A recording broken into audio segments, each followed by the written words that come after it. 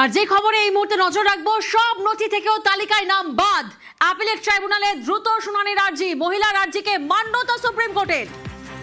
ঠিক কোন গ্রাউন্ডে এই মান্যতা, কি কেস, বিস্তারিত জানবো। মৈত্রী আমাদের সঙ্গে রয়েছেন। মৈত্রী, দেখো, মনোয়ারা খাতুন নামে এই মহিলা, তিনি আবেদন করেছিলেন। তার পাসপোর্ট সহ অন্যান্য সমস্ত ডকুমেন্ট রয়েছে। 2002 সালের ভোটার তালিকায় তার নাম রয়েছে এবং গত 24 বছরে তিনি নিয়মিত ভোটদানও করে এসেছেন। কিন্তু 27 তারিখ যখন অ্যাডজুডিকেশনের তালিকা বেরোয়, তখন দেখা যায় যে তার নাম ডিলিট হয়ে গিয়েছে। তারপরে তিনি অ্যাপিলেট ট্রাইব্যুনালে আবেদন করেন 3রা এপ্রিল, কিন্তু এখনো পর্যন্ত তার নামের শুনানি আসেনি।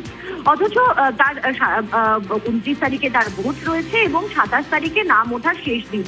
এই পরিস্থিতিতে দাঁড়িয়ে সর্বোচ্চ আদালতের দ্বারস্থ হয়েছিলেন মনোয়ারা যে তাকে সুযোগ দেওয়া হোক, আউট অফ টার্ন যাতে তার শুনানি হয়, সেই আবেদন তার তরফ থেকে রাখা হয়েছিল। এবং তাদের তরফ থেকে আবেদন শোনার পর প্রধান বিচারপতি সূর্যকান্ত এবং বিচারপতি জয়মাল্য বাগচির বেঞ্চ তারা নির্দেশ দিয়েছে যে অ্যাপিলেট ট্রাইব্যুনালকে আউট অফ টার্ন মনোয়ারা খাতুনের যে আবেদন রয়েছে সেই আবেদনকে খতিয়ে দেখতে এবং তাদের যে এই আবেদনের পরিপ্রেক্ষিতে তাদের যে নির্দেশ সেটা জানাতে। বেশ।